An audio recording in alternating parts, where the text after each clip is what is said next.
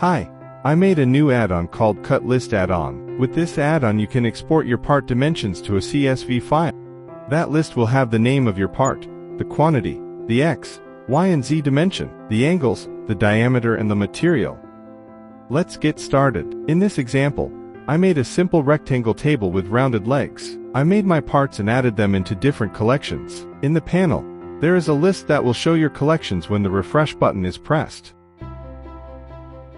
Checking the box in front of the collection will select the mesh objects in that collection. Unchecking the box will deselect the objects.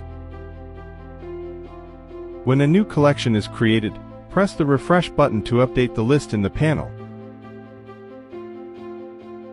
In the Export Options section of the panel, you can change the names for your X, Y and Z fields. Section X can be width, depth, thickness or whatever you use when you model your part. The same for the section Y. These changes will take place in the header of the CSV file. For the Z, I always use the length, so my list is always consistent.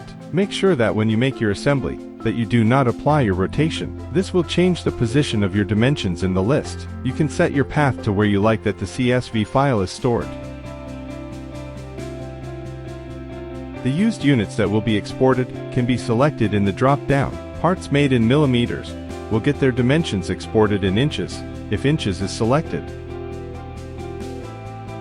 or in whatever unit you select from the list. You select your collection or just a few parts, and press the Export to CSV button. A window will appear, with the choice to add a custom name that will be added in the CSV file.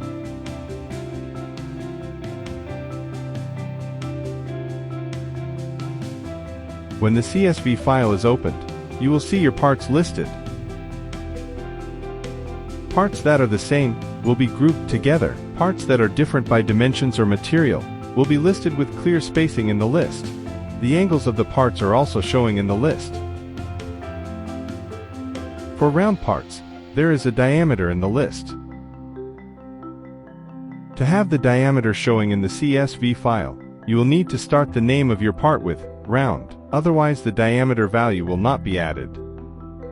There is also an overlay section in the panel. Press the toggle button and select your object or collection. The same header fields will appear in your viewport, with the name and dimensions of the selected parts. You do not need to export the CSV to use the overlay. This is a separate feature. The overlay X and Y can be used to reposition the overlay text in your viewport. The font size and the opacity of the text can also be changed, and the color as well.